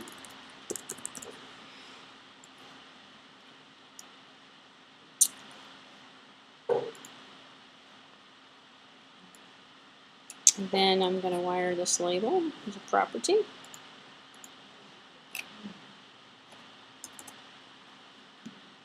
I guess I could have done an NSLog as well. That probably would have been faster. I'm going to put here, call this one status.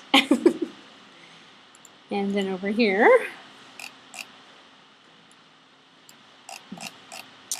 let's see. This is the method down here that is going to pick something, right? So I'm going to say status.setText here, self.status.text. It's going to be equal to. Let's see what I'm going to make it equal to. Winning number. Let's put the winning number down here.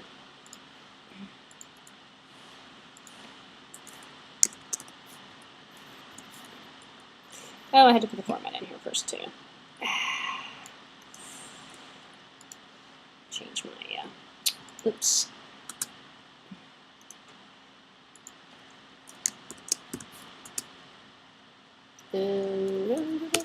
This is why I don't type. It seems to work out for me. The number is, looks good to me. Whoops, what do we got going on here? It's not a D. Oh, at symbol, at symbol, at symbol. Over here.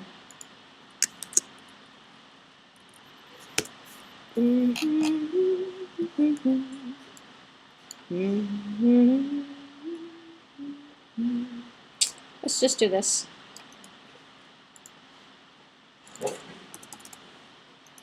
I didn't create the string.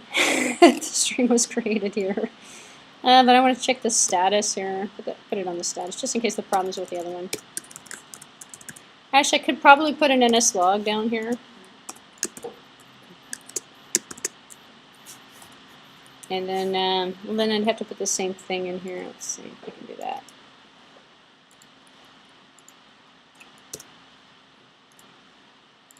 I believe it may be because I need to clean it out, actually. Format string, not string literal. Potentially insecure. That's all right. Watch it work anyway now. It should work. So let's see.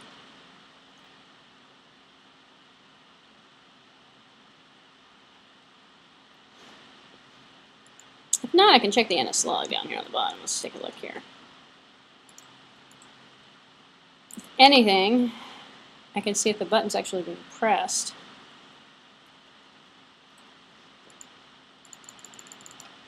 Well, some serious issues with the button press. That's the problem isn't with my button. Maybe I misspelled the name of my button. I don't have the activity set correctly. Watch this. Let's see. We'll try one more thing. Now I'm just playing around at this point.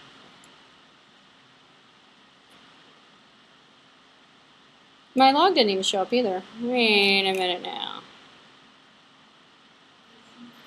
Surely what? Clean.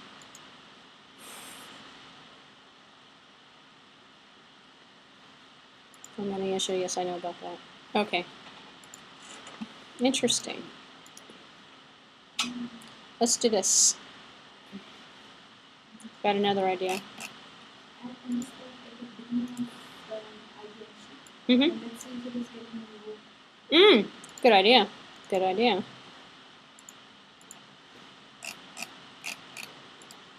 I'll just put another string in there like, made it. I don't think I'm making it this far though. I don't think it's going this far. I think there's a problem with the connection. I just cleaned the memory out though, so maybe that may have fixed it. I should just stick on something in here. Like, made it. Oops. We don't need a string. That is a string. Okay, let's try it now. Let's see if we made it to the check entry. If none of the problems with my button functionality, I did clean it, so maybe I had some bad memory and remember before I failed out completely. Sometimes when that happens, it corrupts everything. If I get a fatal error like that, I always wonder whether the project is ever going to compile. Because Xcode like caches everything. So the button's not working. The button in this particular case is not working. And my NSLog is not coming up. Usually the NSLog will show up when the NSLog needs to show up. I could put it on here. And then I can come down here and I can try it again. Well, let me make a new button. I'm going to put a new button on here. Actually, I'm going to do this. Actually, I'm just going to take this button here, put it right here, and drag a new button on here. I'm going to say button. Put the new button right here. Wire the new button over.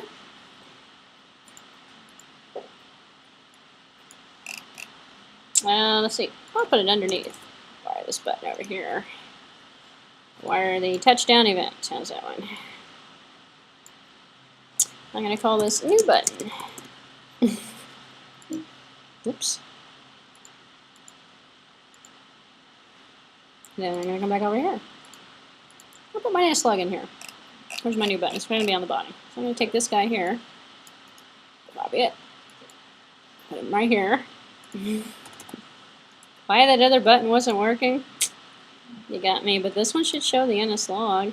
Made it. It's actually not a bad little kind of thing just to play around with. It's interesting to see how you can kind of troubleshoot problems and what happens with Xcode sometimes. And then people like spend all day trying to figure something out. And then they just recreate it and it works. I've done that before actually. Just recreated something. Ah, look at that. Now I'm getting what I want. This one doesn't do it though. Alright, so now if I put the code in there, the button should execute correctly. Actually, here's no problem. I can just take this code here. Have all these extra stuff in here, but it's okay. Copy.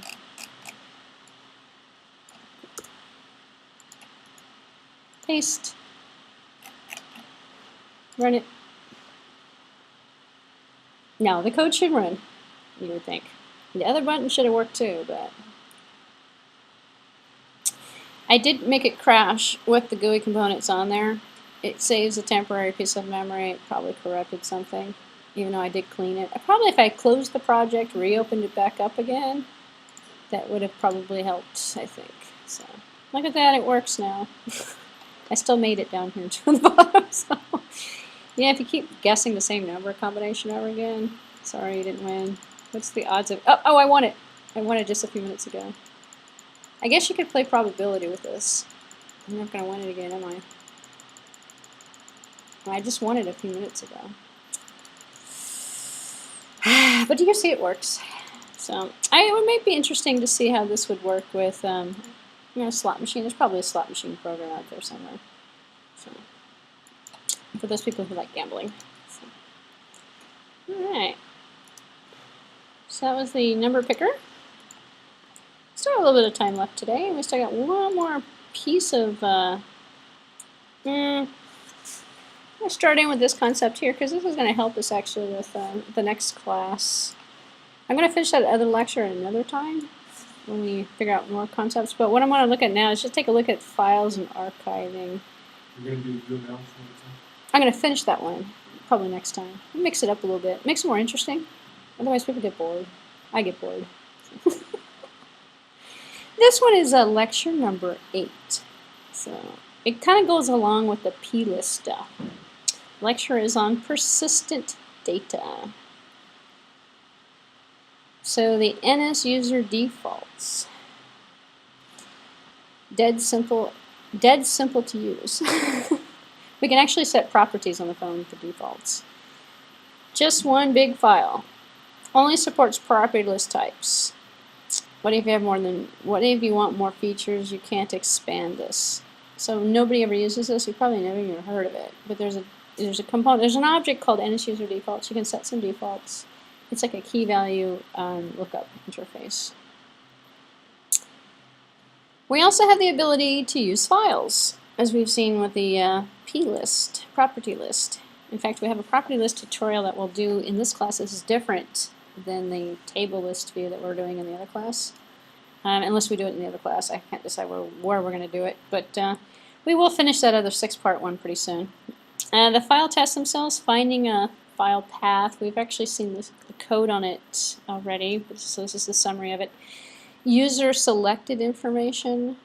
Internal application data can also be kept this way. So sometimes people like to do this for settings.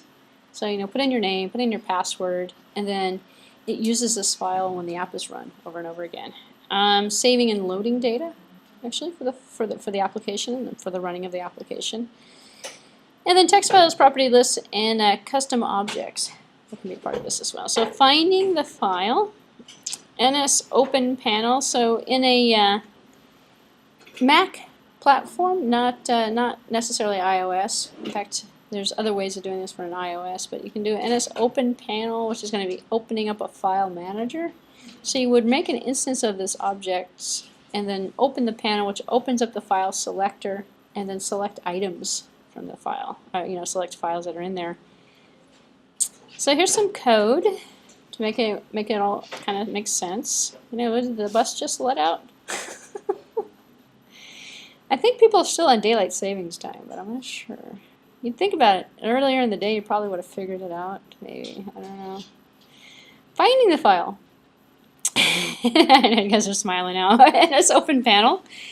So here's how you do it. NS Open Panel. It's going to be equal to a new instance of this object called Open Panel. That's going to be sent Open Panel to NS Open Panel. We're going to create a panel with this, which is going to give us access to the file system. And then panel brings sheet for directory, maybe a file, maybe an address. Maybe it's going to search on a particular type of file. And here's looking at JPEG, this example. The type of window that's going to show up. You would write this in your app, actually. You can do this on an iPhone as well, but it's a little bit more complicated. It's not one little bit. But if you're writing a Mac application to open up files, this is what you would do. So here's the method implementation down here. The panel did end. Open panel did end. If not, you check the return code on that to see if you actually have access to the file system, to the file panel. If the object is successful, it should show you a list of files that are already on the computer. It's very similar to anything that you do with a file open. It brings up the Finder, actually, so Finder window.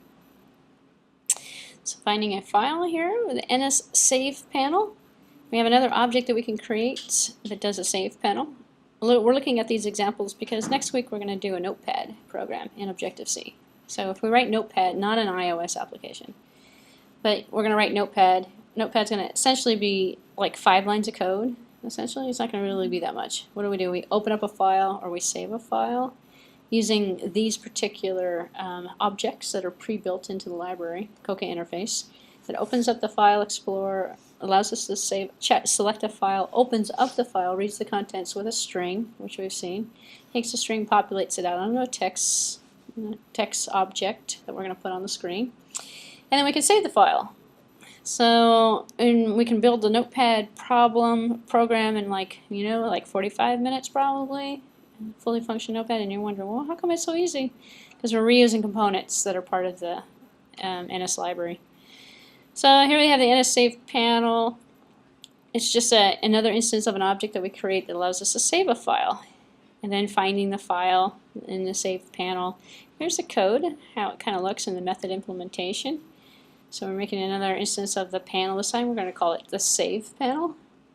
So we're making an object instance to explore the file system. We pick a file. We have methods that act automatically that we inherit from on the pick. So we implement an overridden method to change the pick behavior. So we put the title of the file in the title of the window that we're going to do. And then we can essentially modify the behavior to do whatever we want to do with the file. Color code the file. You can make a really interesting text editor with this. I've actually had people do this on an iOS system. The only problem is the files are saved within the app. So you can't get the files, sometimes it's hard to get the files out of the app. So you have to take and attach the file or take the text of the file and send it out of the app somehow. So the communication of is kind of the tricky part. Upload the text and create a new file from it elsewhere. But why do you want to create a text file? I guess if you had notes to self or something. So here's our panel for set allowed file types. Text file in this particular case. So it's going to be an array with object text from an NSArray. And then some of the properties for the directory and the file types themselves and the window and the selector. So, and then the code is pretty simple. It looks very similar to the open of the Explorer. So this is the save panel. And then finding the file application support. So any other files associated with your application should go in the library application support for your app. In fact, we'll see that. Don't have it open anymore, but doesn't really matter. We'll see that with the example that we're going to build. And I believe that the program that we're going to build that's a Notepad program is not an app, it's a standalone program. I also have a web view program that we're going to write that's going to be a Mac application.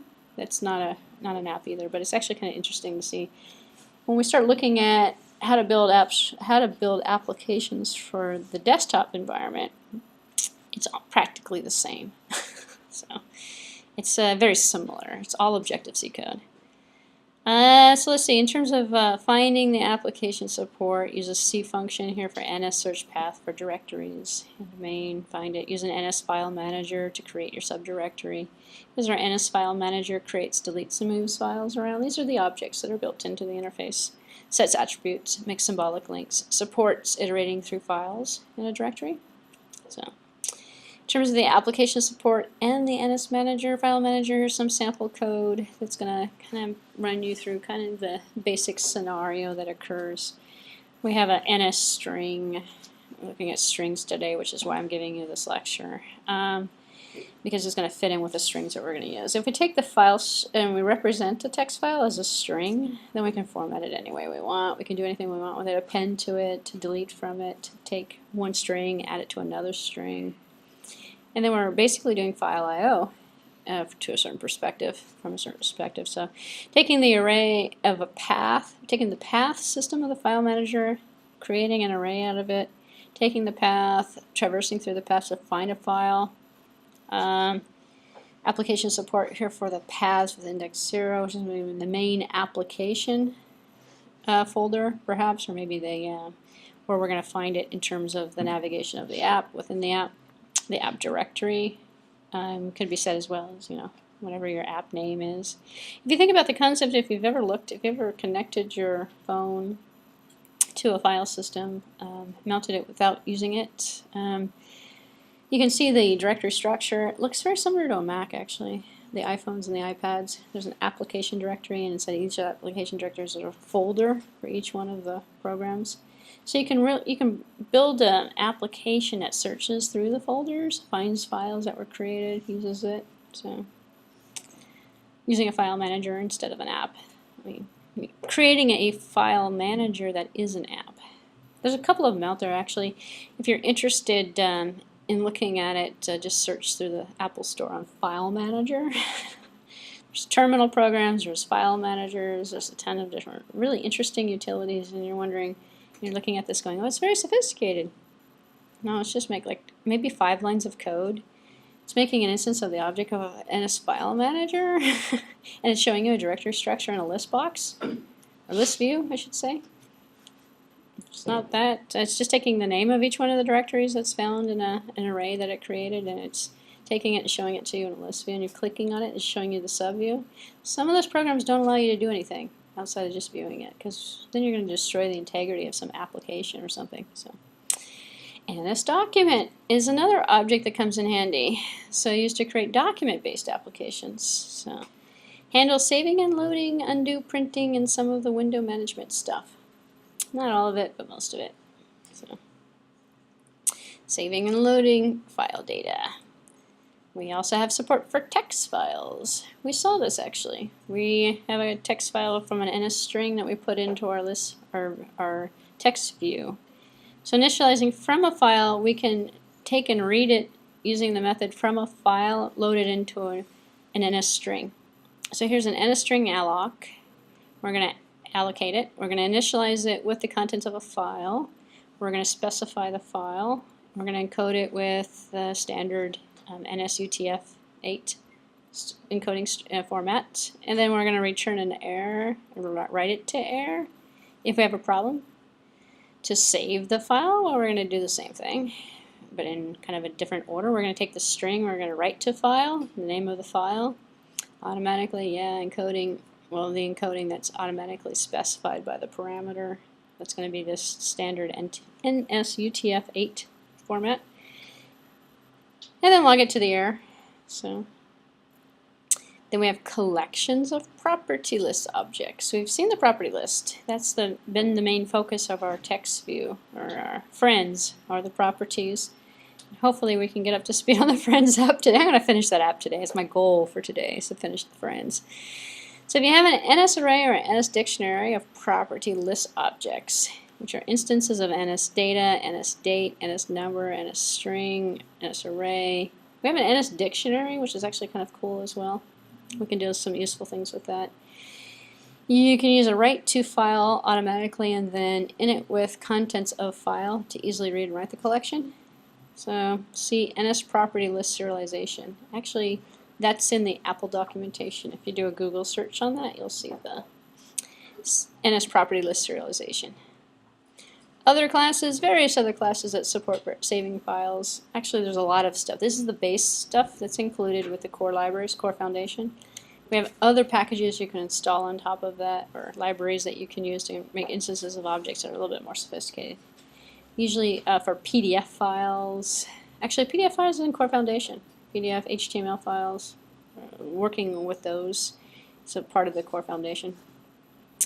Various other types of support. However, look for init with contents of file and write to file methods and see what they support. Some classes like NSImage, for example, use NSData for saving and loading. Reading NSData presents a chunk of binary data. When do you want to read data? When you want to read and load the file with init with contents of file, load the URL. Actually, we've seen this probably. I don't know if we saw it in this class yet. Init with contents of URL. We give it an NS URL. Have we done web views? Yes. Okay, and maybe in the beginning. HTML content we have done already. We did this. We ran this kind of method. I think we ran in a... Did we load an image from a remote location? Or a website from a remote location? I have a collection of tutorials, and one of them does this. I don't know if we've gotten there yet, though. Load from a C array with init with bytes and array length. So loading NSData from Coca classes supports loading the NSData for images, for sounds, for PDFs, PDF document. Actually, PDF document is for both Coca and Coca Touch. Actually, all of them, all three of these are for Coca and Coca Touch. Have we done anything with video and audio yet? Oh, okay, yeah. I have a master list of all these tutorials, and I have to go back there, and I kind of select them by topic to kind of go through a progression, but I don't always take the same order, so I can never remember what I've covered. Sometimes I have to go back and look. Okay, so generating NSData. Many Coca classes can also be turned into NSData. It's just another object format. So attribute here is an attribute text for RTF data.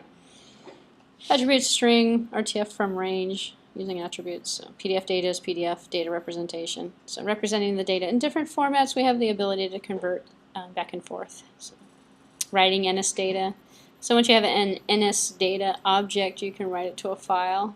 Data, write to file automatically. Yeah. So NSData objects are property list objects, usually. Fall under the NSData data type.